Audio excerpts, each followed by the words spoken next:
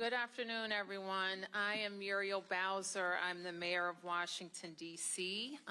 We are in one of the district's buildings, the Marion Barry building, and I am joined by members of my senior team, the city administrator for the district, Kevin Donahue, MPD's chief, the chief of police, Pamela Smith, deputy mayor for public safety and justice, Lindsay Appiah, the Deputy Mayor for Health and Human Services, Wayne Turnage, and the Director of the D.C. Department of Human Services, Rachel Pierre.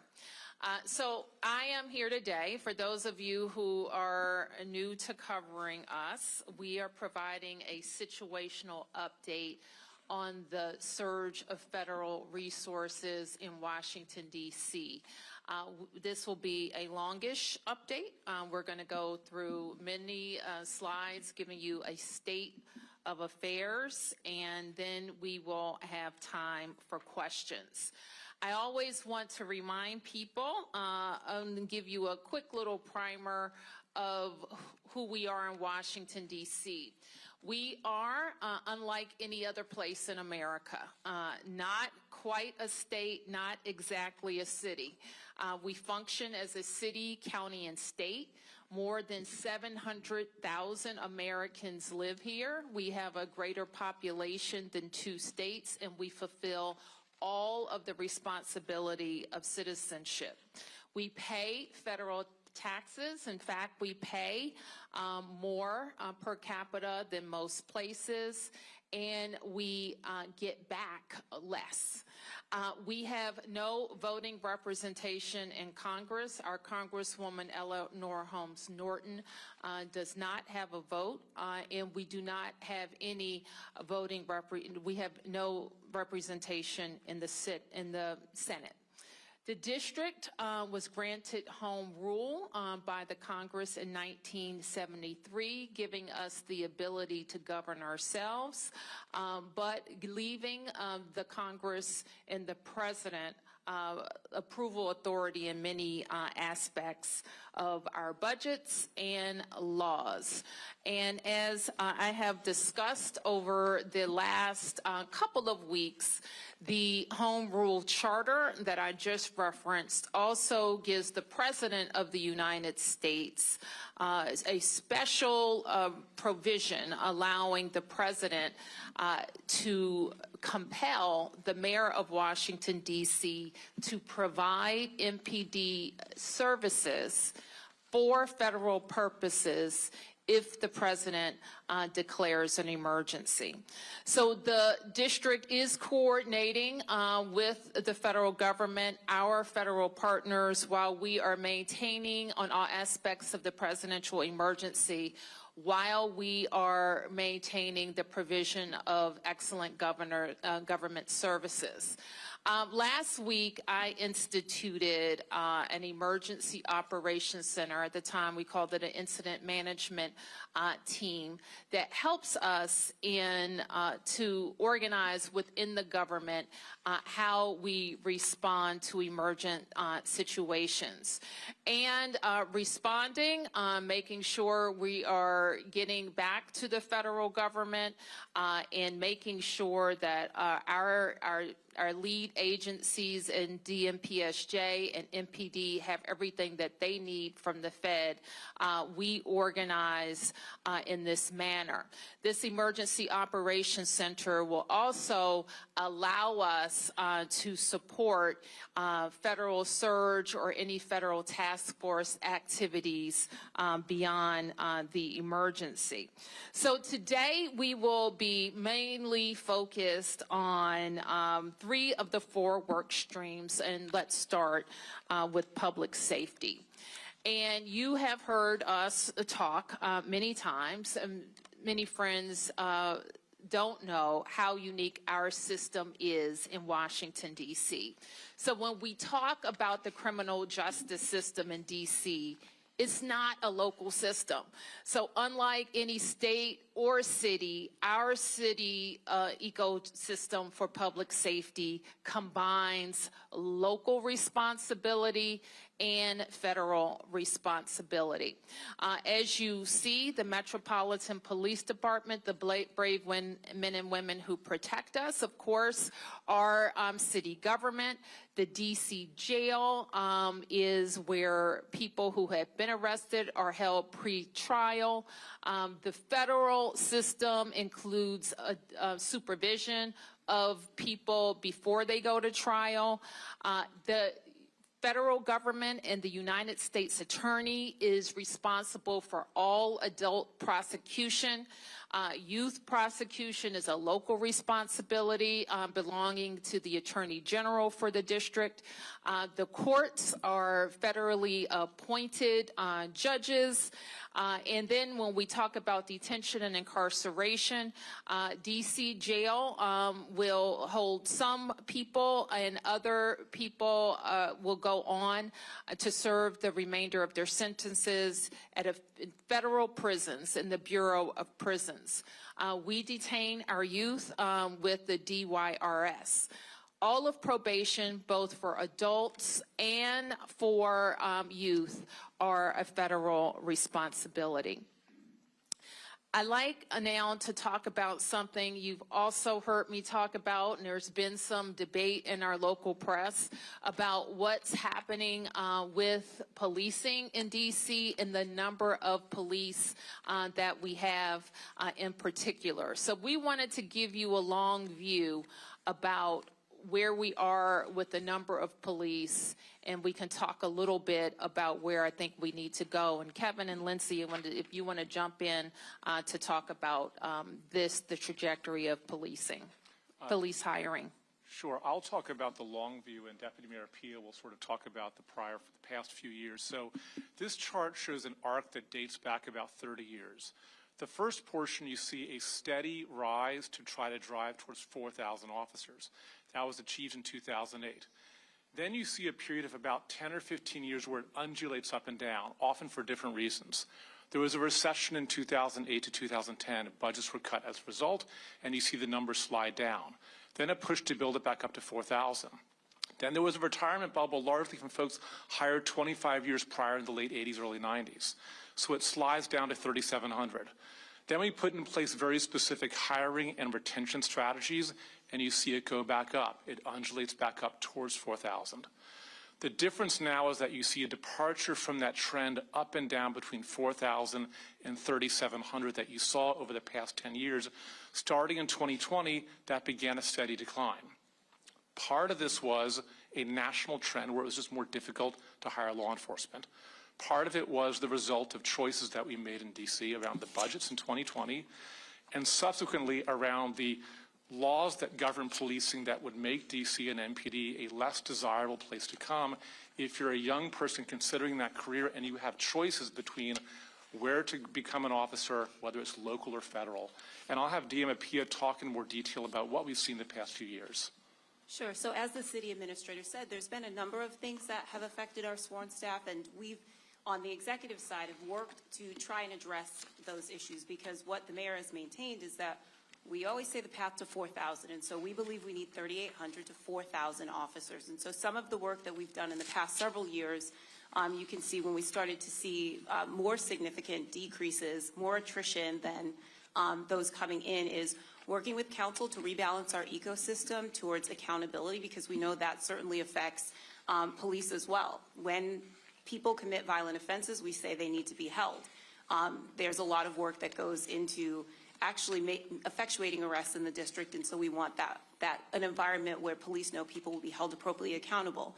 We also worked on rebalancing some laws that affected policing, the ability to pursue, the ability to what serious use of force looked like, to ensure that we were engaging in constitutional policing, but adjusting an environment that had become what we would say out of balance in supporting good constitutional policing. And so we made a number of those changes. We also instituted a host of incentives and across the board, listening to officers what they wanted, from hiring incentives to new CBAs to retention bonuses to things like take-home cars and a variety of incentives both to retain our officers as well as to invest in bringing new officers in the door, and also in growing our cadet program and building a local pipeline of people, young people, predominantly from our city, to bolster our numbers. And so we continue to do that work to stabilize and to increase our force strength to what we believe is where we need to be, 3,800 to 4,000 officers. All right, so we wanted to show this slide, and you've heard me say, and I will continue to say, we need at least 500 new officers, to hire 500 new officers over the course of the next several years, to have the number of officers that we need and to decrease the amount of overtime that we use. And so I want to move on to share with you, and I know that there have been data shared throughout this period, and this is a chart. It's been it shows, and this is the type of categories that the chief reports to me on a weekly basis about what's happening in crime in the district. We've highlighted the area in yellow that shows the impact of the surge of FBI, DEA, ATF, and Park and Capitol Police and other federal agencies in the district. And the federal surge has had a significant increase in Washington, D.C., and we greatly appreciate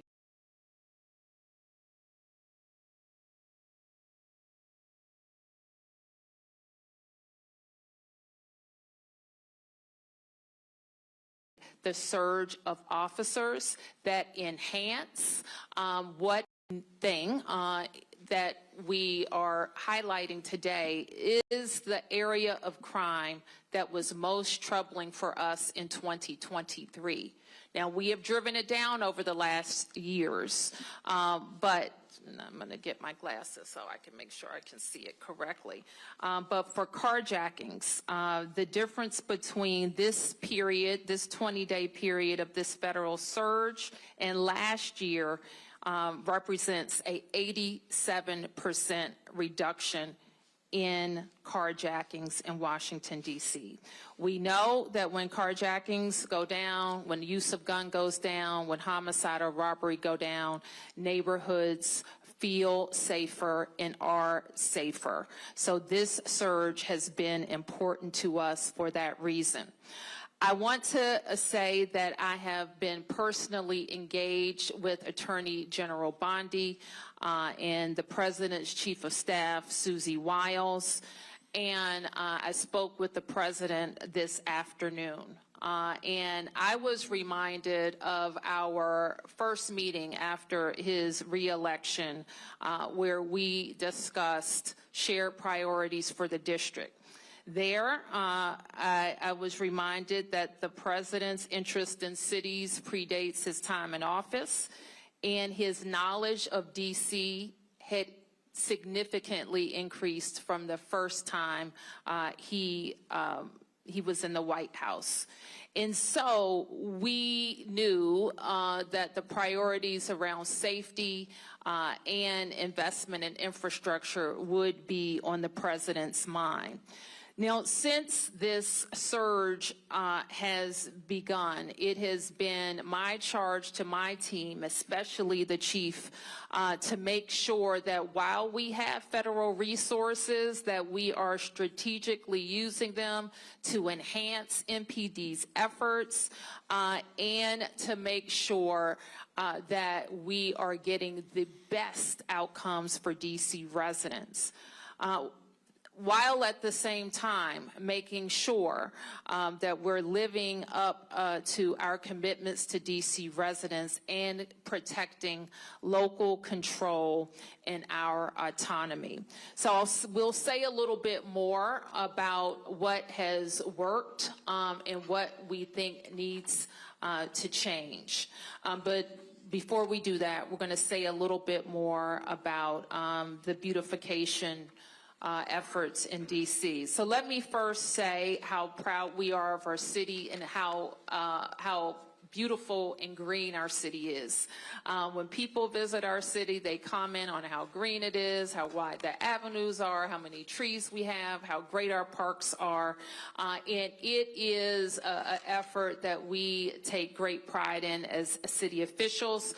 Our teams, of course, include DPW, DDOT, DGS, Parks and Rec, and our teams work with federal partners. The map you see, I think all of the red is federal parks, and like many things in Washington, there is a mix of local and federal responsibility, and the red spaces that you see are major federal parks as well as pocket parks throughout the district.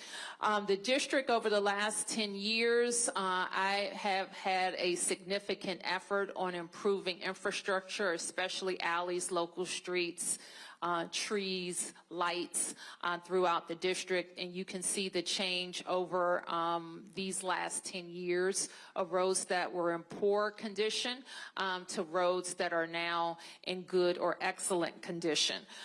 We will, though I don't know much of the details, we will be supportive of the President's $2 billion request to improve infrastructure, especially federal infrastructure in the district. So I want to move on now to talk about homelessness and our efforts to help people who are experiencing homelessness, who are in encampments, or who are on the street. I wanted to share a little data about our experience over the last couple of years. We do a point-in-time count every year. This point-in-time count showed that just over 5,000 people were experiencing homelessness in D.C. Most of those people are utilizing shelter. We achieved a decrease from 2024, which was our first major decrease in 3 years since the pandemic. We've seen an 18% decrease in family homelessness and 4.5% decrease among single adults. Now, sometimes people are surprised when I make this statement, but it is a fact. We have a relatively small encampment problem in D.C. It, however, is highly visible. And we spent a lot of time with our outreach staff at encampment sites trying to connect residents to services. It is among the most difficult human services issues of our time. Connecting people who are frequently have very significant mental health issues to services and getting them to voluntarily accept services. So you'll note that in January 23, this was the height, we think, of our encampment proliferation with 94 locations. By 2025, that was down to 74 locations. The number of people we believe were in those encampments at the height were 294 people, down to 128 people by July of 2025. So what we're doing now, there has been, and it is also our belief that our system can accommodate everybody inside. So this week, I think Thursday or Friday, we are going to do another census count of unsheltered people in D.C. That will give us an accounting of if any tents remain, where those tents are, the number of residents living there, and the number of people who may not be in tents but are still on the street.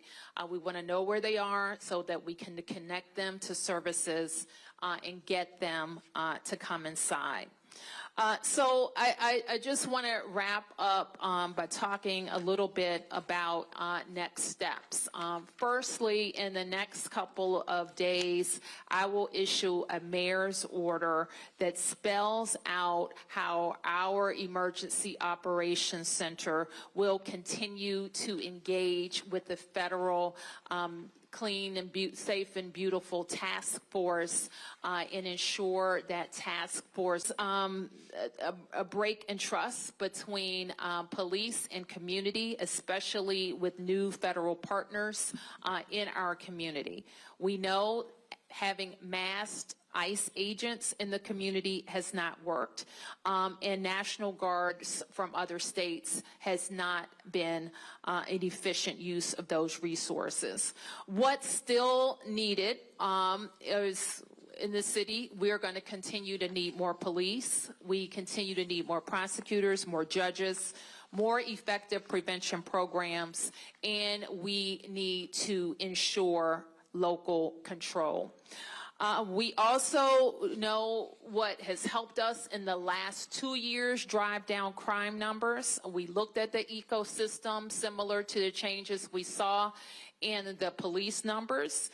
And we advanced legislation, the council advanced legislation, but we know there's more to do. We will continue to work with the DC Council and the Attorney General on legislative changes that will promote more accountability. We will approve the police contract to retain our force strength and look for other ways that will help us recruit and retain high-quality officers. We will offer a hiring and retention bonus to help us shore up our path to 500 new officers. And we, of course, are focused on ensuring accountability throughout our system. There are other non-law enforcement things that we will continue to focus on to promote safety, including unifying our violence intervention programs, increasing the capacity of our homeless services programs, making sure we're providing more mental health services to youth and adults, and delivering a new residential youth treatment center. Now, while this isn't a work stream of the federal task force, we include it in all of our discussions, and that's how we recharge the district's economy. You have covered a lot. The problem with the CR that caused us, the most recent CR that caused us to have to cut $1 billion from our budget, which in fact impacts our ability to quickly pay raises for firefighters and police officers. We are also very focused in working with the feds on stabilizing the federal workforce, accelerating land transfers where it makes sense, modernizing federal leasing, and other specific DC incentives that will promote our economic growth and recovery from many of the changes in our federal landscape. So that is a quick update, quick-ish update on where we've been in the last 2 weeks and where things stand. So with that, we'll be able to take a few questions. Let me get you, please. Thank you. Raphael with Channel 9. Yep. Mayor, it says that there have been 2 questions. There have been more than 1,500 arrests. Can we make the distinction between, or how are we quantifying between a federal arrest or an MPD arrest? And then another question for Chief Smith. Chief Smith, I think we made it clear that there's a trust that's been broken because some of the lines are being blurred when people on the street see MPD and federal agents responding maybe to the same scene. Perhaps to you it's clear who's doing what, but to the community it's not. How do you build that trust after the surge? So let me just answer the question on these data represent MPD and federal arrests, but maybe not all federal arrests. Okay? And Chief, you want to talk about questions? Sure. Just a second question with regard to building community. We've come a long ways, I believe, here in the District of Columbia with police and community. We know that there is some work for us to do once the surge ends.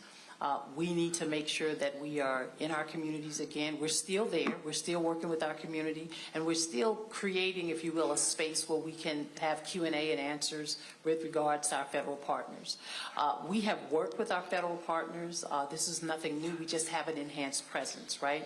One of the things that I shared maybe a couple of weeks ago is that we have been specific in the locations where we would like for our federal partners to support us in with respect to those areas where we've seen a little bit of high crime, and we place them there in those locations with us to support those efforts. Yep. Right here. Mm-hmm. Good afternoon, Felicia Ashley, ABC7. In talking with Community and Interactions, the Joint Task Force just sent an update yesterday that MPD made a request to have Joint Task Force staffing at certain metro stations as it relates to where school areas are at the start of school. Can you elaborate on what that partnership will look like and also your intention and hope behind that request as well? So with respect to the metro stations, I think that's really Metro Transit because I don't have oversight over the metro stations. With regard to having a federal task force available to us, when we do see surges and spikes in crime, it will certainly be helpful for us. We know that our federal partners work with us when we have various operations, or some folks like to call them takedowns around the city, very complementary in that space. And the expectation is that we will continue those efforts and hopefully have the opportunity when we want to conduct different operations or different surges, we can call upon them to be able to support us. Yep. I'll get you in a second. Yep. Madam Mayor, give thanks. In your conversations with the president, what assurance did you get that he would not attempt to go beyond the 30 days? That was not something that I discussed with the president, but with the Attorney General Bondi, and we will continue to work on how our Emergency Operations Center and the Federal Task Force can work together. Yep.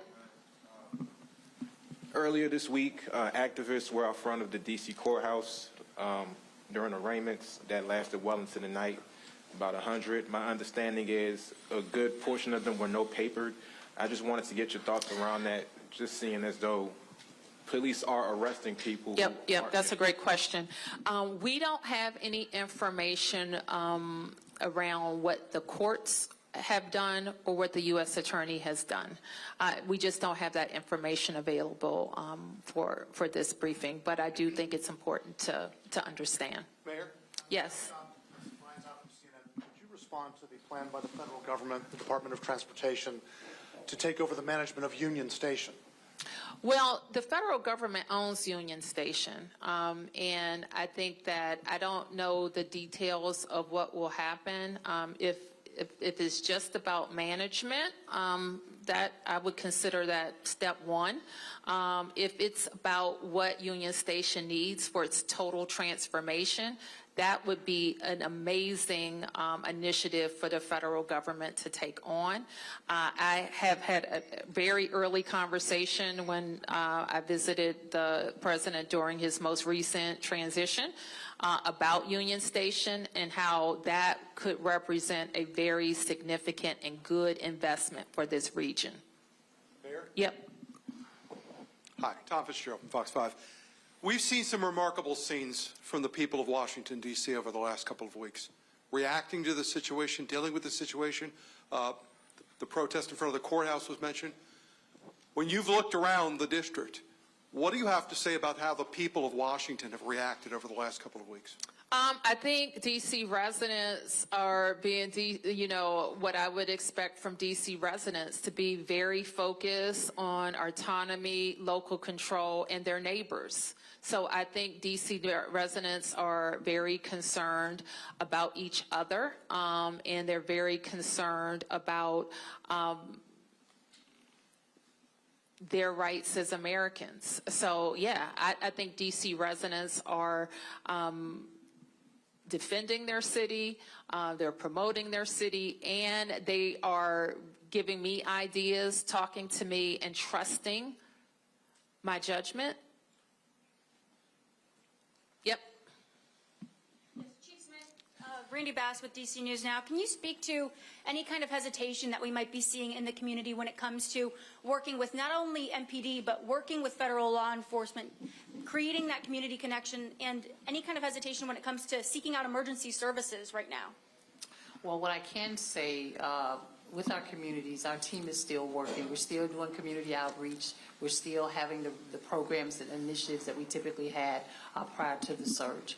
I mean, clearly there is some hesitation, obviously, with some of our community members, which is very important to me that my team, myself, that we are educating our communities on the relationships that we have with our federal partners. Again, I'll emphasize that the relationships are not new, right? It's just an enhanced presence. And what we want to do is to make sure that we're educating our community members on how to engage with law enforcement when they come in contact with law enforcement for any reason. And we still want our community to reach out to us, right? Because like I said, you know, MPD, the Metropolitan Police Department members are here. They're doing a fantastic job every single day in the community, and we want our communities to continue to have that trust with us when it comes to different type of activities that's going on that we need to know about. Now, if I could just add on to that, like, we don't know who's not calling, but we do know a lot of people are calling. And on that data sheet, which now I can't see, so. Yeah, so you'll notice on the data sheet it has calls for service, which in fact have increased during the surge. One of the things that we know about DC residents and visitors is that we're the 4th busiest 911 center in the country, right? While our population is not necessarily the 4th. So we encourage people to continue to call, continue to call or use 311. And that MPD continues to be our primary, this is our local police department that responds to calls for service. And so for those who feel hesitancy, although you can see a lot of people don't, those calls are quite high, that we'll continue to work with with MPD outreach, but all of our ANCs, our MOCRs, and everybody, for those who feel hesitancy, to continue to encourage engagement, because we do want people to continue to call when they need help. Let me go this way, and I'll come right over to you guys, okay? Yep. The President Trump had said in prior days that he may look at a national emergency to keep the surge going, and then recently said that he doesn't think that is necessary. Do you think this is going to end after 30 days? And if it has been successful, do you want it to end after 30 days? What we want is local control of our public safety ecosystem, and that includes deployment of officers. And we want federal officers that work in coordination with us, DEA, ATF, FBI, who, as the chief just mentioned, work with us on major crime issues all the time, and our officers are familiar with working with them, and they have been helpful in the field. So do you think this is going to end after 30 days? I think we're going to have officers, and we want officers. We want to enhance our officer presence. And for the chief, the chairman of the Government Oversight Committee, Comer, sent a letter to you recently asking for all kinds of things, all kinds of records, and for transcribed interviews with 7 MPD commanders. Are you cooperating with that? How is that going? We will cooperate. We have been cooperating, and we will continue to cooperate. Thank you. Yes, sir. Yep. For the mayor, could you say why you believe the Trump administration exerting greater control over Union Station would be a good thing? They own Union Station. It's owned by the Department of Transportation. And it will be a good thing because that station has suffered from needing, some say $12 billion, but let's call it at least $8 billion worth of investment in the renovation. And that is not something that the district will be able to support. It is an important regional asset. It's an important asset for the Eastern Seaboard. It's an important asset for the nation. So it is appropriate, in my view, for the federal government to make the necessary investments in the transformation of Union Station. Do you know whether or not they plan to make those investments? I don't. It's not in any current budgets, and it hasn't been for as long as I've been familiar with the plans. It has suffered from not being able to get the money that it needs for the renovation. Yep. Just Scott Gemmell with WTOP. Two questions for the mayor. First, what can you share, if anything, about the president's conversation regarding city roads, medians, infrastructure? He's been critical of those. And secondarily, possibly for the chief as well, how could you all be sure that MPD officers wouldn't be making the arrests that you showed on that data screen without the federal surge? Say that. Can you give me that last question again? Sure. Just how could you be sure that MPD officers wouldn't have made all of the arrests that were illustrated on those charts without the federal law enforcement surge? Well, we know, and I'll turn to let me just turn to the chief about some additional deployments that could have been made. Let me put it this way. If there were 500 additional MPD officers, that same activity, arrests, and gun recovery would have likely been made. That's it? That's it. The infrastructure, roadway criticism. The infrastructure and roads. I think that it was a very high-level conversation, and I wouldn't say it's any different than what he's already said about roads, medians, and grass. Yes. Thank you, Mayor Bowser. Joe Khalil with News Nation. You've said you agree with the $2 billion investment that President Trump is asking Congress for D.C. He has said he expects those projects could take anywhere from 6 months to a year. So do you expect that timeline is accurate? And if it is, do you expect there will be some kind of federal presence here in some form for a full year doing that? I have no idea what the projects are, other than what I've heard or the timeline. Our experience with those type of projects is they take long, but I couldn't comment on that because I don't think there's been a listing of projects. And you've acknowledged here that some of the crime has come down significantly in the federal takeover here. There are surge in the surge. Federal surge. Excuse me. There are several other cities President Trump has floated also for potential National Guard presence. A lot of those cities' leaders have pushed back on that. Would you recommend that they accept the Guard or federal resources as has happened here? Let me just say this. We're unique. I'm the mayor of Washington, D.C. My comments relate to Washington, D.C. And we are unique in that we're always going to have a different relationship with the federal government because we are the seat of the nation's capital. And so that's different. So I wouldn't comment or extrapolate to any other place. This is what we are dealing with. And what was that your whole question? Okay. Yeah. This is Campbell Robertson with the New York Times. Chief Smith, and y'all kind of answered this a few minute ago, that the operations that are unfolding are very much what y'all would be doing if there were 500 MPD officers. But given, you hear a lot of folks in some of these neighborhoods who feel, a lot of stops and searches, what's in your pocket, all this kind of stuff, and these are strangers, they don't recognize them, they're not local police.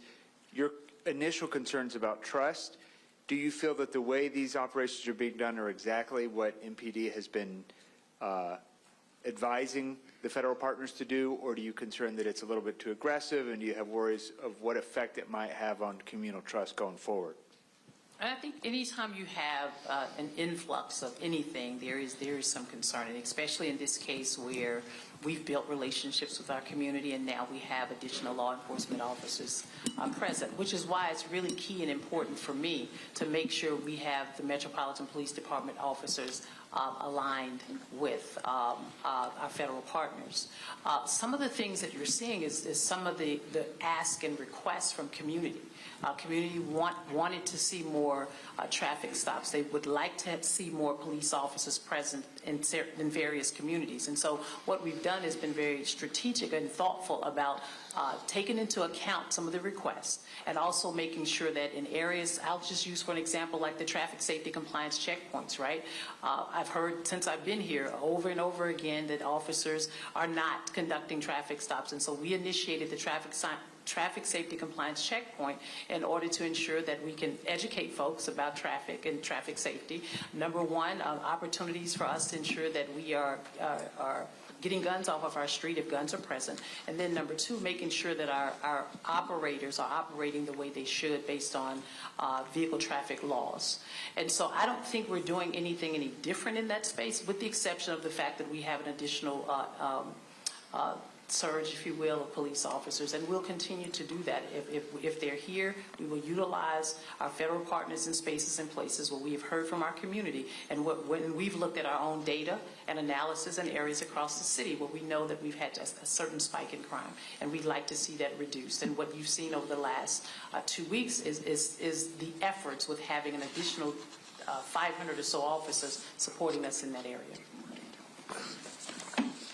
If I could just, I want to maybe go in a bit more detail, and I'm wondering from the slide if we can pull up the data chart again, because I do want to highlight, it's a complicated slide, so I want to make sure, since you all have a copy, it's read well. So when we look at, in any circumstance, has there been a change in crime reported? We can slice it and compare it different ways. So the one you see in yellow is the most traditional way that we and other people compare crime now to when we ask ourselves, how are we doing? Which is we compare how crime is now to the same period of time in the prior year. The reason for that is that crime can be seasonal, so we want to have a consistent basis for comparison. In the yellow, you see the most traditional comparison that we have, which is over the period of time in which we've had a federal surge this year, what did it look like last year? And so you see fairly precipitous declines, particularly in robbery, carjacking, and overall violent crime. If you were to go to MPD's website and look at crime cards and look at violent crimes with a gun, it'll more or less mirror the robbery, about a 60% reduction in crimes involving a gun when we look at the period of time now to the past time. But then, because of the scrutiny, said, well, what else? How else do we look at it? So if you look at to the right of the slide, you see, well, let's compare within this year. Look at the 20 days since the federal surge compared to the 20 days prior. And the way to read those numbers is not based on last year, but recognizing we already had good momentum coming into the federal surge, and it made it better. And so on the far right, and I'll just sort of look at the violent crime, the very far right was sort of the year-to-date prior to the date of the surge. It was down about 26%. And as a result of the drops we've seen during the surge, you see it tick upwards. And the most significant manifestation of this we really see in carjackings, which, as the mayor said, is a crime that strikes fear in many people because you can be targeted quite randomly. And that's where we've seen the largest impact of nearly a 90% change when we look at what's happened during the past 20 days and what looked at this in the past year. So that's for the totality of that slide. Okay, who hasn't? Mark? Thanks. Mayor Bowser, I'm wondering if you could put some meat on the bones of your conversation with the president, particularly what you told him about, I mean, did you thank him as you did here? I mean, basically, this has been pretty pro-surge press conference briefings. This is pretty pro, Okay, we have seen reductions in Right. crime. And this comes just after President Trump said, Mayor Bowser better get her act straight or she won't be mayor for long. So I'm wondering if this is in response to that, what you said to the president, what he said to you, did you push back at all? Because while, yes, the numbers are down, when we look at what's happening in the streets, there are a lot of neighbors who are really upset and not happy about seeing masked federal agents. You didn't say anything about the detentions of ICE, what's happening with those people, if you're doing any tracking, if you're doing any. So I'm just wondering about that conversation, and if you gave any pushback to the president about the intrusion on home rule, and what he told you as to what to expect in the future. Mark, let me say we had a what I would call a courtesy meeting with the president. I had following a substantive meeting with the Attorney General, who is his designee on this issue, along with the Chief of Staff. And I'm not going to talk about the details of that conversation. You have seen what I have laid out in terms of our concerns, and you have seen what I have laid out in terms of the benefits. And that is the huge number of federal law enforcement, not National Guard, federal law enforcement, that have enhanced NPD's deployment capacity. pushback about the masks at all with either the Attorney General or the President about these law enforcement agents not wearing name tags? Mark, I'm concerned about masks. And so while I'm not going to give you like a rundown of every word that was said in the meeting, you can be assured that the things that we are very concerned about, we are working on a resolution for. And what about the ICE detentions? You haven't said much about those at all. Do you have any numbers on that, on how many people have been detained? And are you tracking who those people are, what's happening to those people? We do not have any information on anybody who was detained by ICE, as far as I know. And I am concerned for sure because we think anything that we do and anything that we're going to ask the federal partners to do is focused on violent crime. Mayor, about the economic impact of those ICE. I'm sorry, I don't know who's speaking. Okay. Okay. About the economic impact of those ICE detentions within covering families who are losing their homes, they are losing their jobs due to the fear, due to the immigration enforcement. What can you tell us? And what can you tell the Hispanic community and the immigrant community? Well, I'm devastated by people living in fear. I think you know very clearly how I feel about our nation needing comprehensive immigration reform, about the Congress establishing a pathway to citizenship for hardworking people who came to this country for a better life and who are not criminals, who are law-abiding. And I think when that question is finally answered, that's the only way to deal with this fear, or to deal with these agencies going after law-abiding people. Yep. Thank you. Olivia George with the Washington Post. Two questions. First, for the mayor. Under the Home Rule Act, what specific requests have been made for MPD services by the federal government, and how have those requests been communicated? Oh, we wouldn't be able to enumerate them here, but we do have a way of kind of centralizing requests. And one for Chief Smith, related to what was just asked. In what capacity is MPD assisting ICE with immigration enforcement? Based on the President's executive order, we are supporting the ask of the Metropolitan Police Department to support our federal partners in this effort. Yep. Mayor, thank you. Josh Chapin at Channel 7. Unfortunately, we saw a murder this week. I know there were some people in the federal government that were counting days without homicide. It doesn't matter. Unfortunately, someone was taken. I'm just wondering, and maybe this is a better question for Chief Smith, but more officers going in, whether it's MPD officers or federal troops going into a place like Southeast or places where we've seen violence in recent weeks.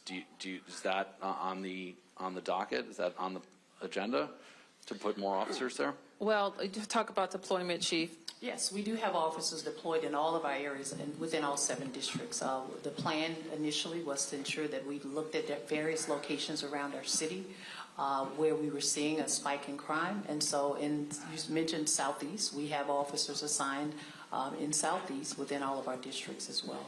Is the National Guard, is it worth the National Guard going in there or directing them there? I don't know how that's even communicated. I don't know anything about how the National Guard is being deployed with respect to that. Okay, we'll be able to take it. Did you get one? Oh, okay, Martin. Hey, Mayor, how are you? Chief, I just wanted to go back to something you said about things that residents were asking for that their MPD is now doing, like traffic stops. But what we're hearing is that traffic stop, no resident said we want a traffic stop followed by a guy asking you for your papers. So how do you balance what you say is a proper use of a strategic use of MPD resources and what people are perceiving as things that are infringing upon their rights in a pretty dramatic way, specifically targeting a community that is now telling us that they don't want to call MPD because they're afraid that if they call MPD, ICE is coming with them. And I do understand the concerns.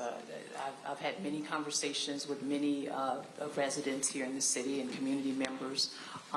However, I also have heard from members who want us to enhance our presence in communities. And clearly, what I will say about the members of the Metropolitan Police Department, it is a responsibility of every member to ensure that we're showing up in our communities as we have been prior to our federal partners of the surge. And the expectation is that they will continue to do that. My oversight is over the members of the Metropolitan Police Department, and we do have great relationships with our federal partners, and it is my hope that if there are any concerns that members in community have with respect to, I won't say over-aggressive or any violations, that there's a space and a place for them to report that. And just to follow up on that one, I mean, there's already plenty of things that happened this week regarding more things that the president wants to do with the district. One thing he said in this executive order is that the Attorney General is now empowered to ask MPD to change its general orders the way that police officers are told to operate. Now, MPD doesn't have to say yes, but requests can be made. When would you push back, Mayor Bowser, when would you push back, and what type of request would you push back on? Would you, what if the Attorney General said, listen, I want you to loosen standards on uses of force. I want you to allow more pursuits using vehicles. I want to get rid of body cameras. Like, how far is too far? I think all of those things you mentioned seem kind of too far, but that hasn't happened. Nothing has happened in that regard. The requests have to be made to me, and I would work with MPD on like reviewing of requests. Yes.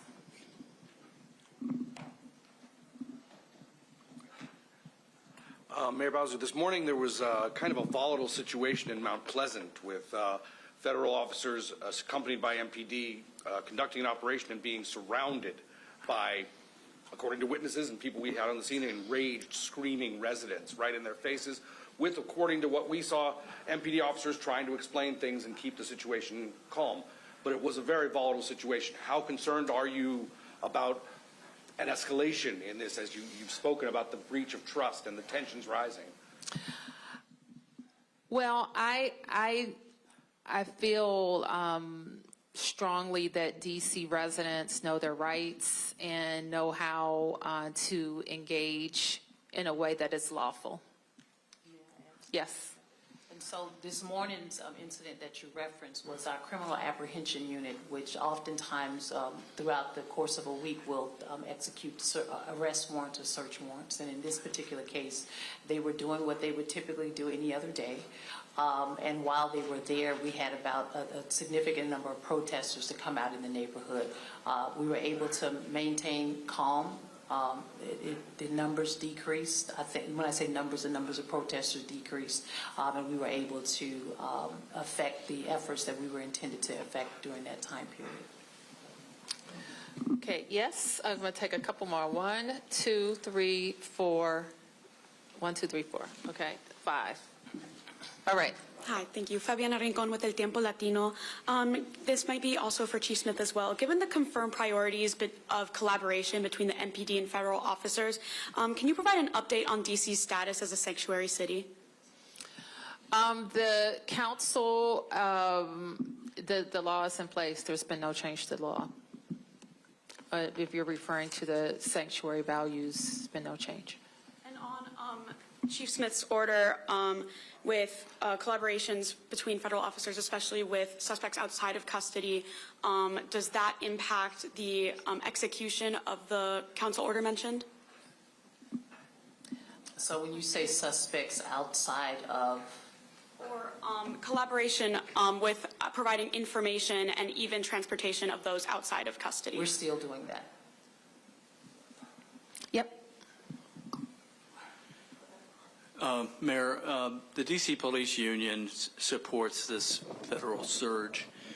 They have been relentless in saying that the police force will be in a free fall, their word, until the Police Reform Act is repealed by the D.C. City Council.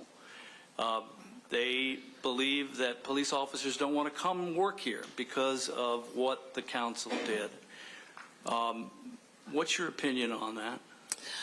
We're looking at a number of pieces of legislation to see what should be tweaked or replaced.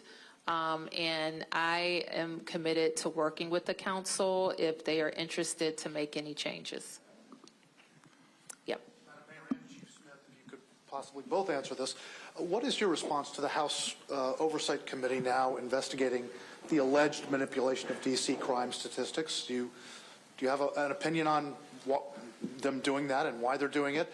And can you tell us the status of your own investigation into that? I would only add what the chief has added about the earlier question. We'll answer any questions that are posed to us, and we don't have any update at this time on the internal investigation. Yep. Anne Marie Kucha with Street Sense Media. Can you give a little bit of your reasoning behind doing the emergency count? Is there a concern that people have been arrested or have moved out of the district in large numbers, people experiencing homelessness? I think our concern is that people have moved around the district. We think, I think the number I reported is that we think that, well, we know that about 81 more people have come into shelter. We don't necessarily know where they came from. They could have come from encampments. So we think that people have moved around. And will the results of that be shared with the federal government? And is there any concern that they could use that to then target homeless encampments? We don't expect that we're going to have homeless encampments, and we are going to work to make sure that people can come into shelter. If I could just add, some of the purpose of doing the point in time count again is there's been anecdotal conversation, anecdotal stories about people believing that there are changes, and there may be changes. And those anecdotal stories are anything from encampments, have they moved from downtown core to neighborhoods? Are there fewer of them? Have more people taken shelter? So it's an attempt to cut through the anecdote and really get a sense of, given we're 20 days into a focus on homelessness in addition to crime, and quite frankly, that the city has made available additional shelter capacity. What does the numbers really sort of see at that? We're not collecting names for those who haven't done a point-in-time count. There's no names collected. It is really just individuals identifying those who are unsheltered or are homeless on a particular given night. Are you still going to be doing the full demographic survey or just counting? No. Just counting. Okay. 1, 2, 3, 4. And you have the final question, okay? Yep. Hey, Mayor Bowser. Hi. Liz O'Gora, Kilrag. We're hearing from a lot of residents fears that are described ranging from tension to a sinister feeling like a horror movie, whereas you can hear the music, something bad's about to happen. What do you say to those residents who are having these feelings even as they try to go about their normal lives during this federal surge? I'm not sure I'm qualified to answer that question because I know there's a lot of anxiety. There's tremendous anxiety in the district. When I look and I see residents putting things on social media or neighborhood chats, I know that there is a lot of anxiety. There's a lot of anxiety with kids going back to school, with writing. So I know that there is a lot of anxiety, but I also know there's a lot of anxiety in our nation. It's anxiety over people being able to pay the bills or pay their electricity bill, or, I looked at what I spent last year on school supplies versus what I spent this year. So there's a lot of anxiety, and what I've told everybody is that we all have a role to play. Your role or that of my constituents is different than the role I have to play, but we all have to play our role in advancing and protecting our democracy. Yep. Beatrice Peterson, ABC News. Mayor Bowser, I was wondering if you could talk a little bit about an estimate about how much this federal surge is costing. Is MPD doing overtime? Is there support from local agencies? how much money is being spent? MPD always does overtime, and so I don't know that we're going to have a distinction with this surge or not as it relates to MPD overtime. One benefit of the IMTM setting up the Operations Center, and I didn't get a chance to introduce Clint Osborne earlier, who leads DC HCMA, but HCMA acts as our incident command for this new structure. And we are able to track expenses. Yes. Mayor Bowser, I'm Arthur Delaney with HuffPost. You mentioned a conversation with the Attorney General Pam Bondi about the 30-day time period. Are you expecting them to let this run its course at that time? Could you expand on that conversation at all? This is what I know, and I can't speak for them, but we people who want to live in the best nation on earth, raise their families, and have a better way of life. And we know in Washington, D.C., so many people have immigrated here and legally immigrated here who have TPS protection. And whether you have documents or you're undocumented, you are like almost, you feel like you're being caught up in a dragnet. And that is horrible. And to the extent that there's enforcement in this town that does not have, let me just say, we should be focused, all these additional federal resources, on violence. And that is what my hope will continue to be. And I would just express to them as a neighbor how very sorry I am that they're living in this terror. Okay, thank you, everybody.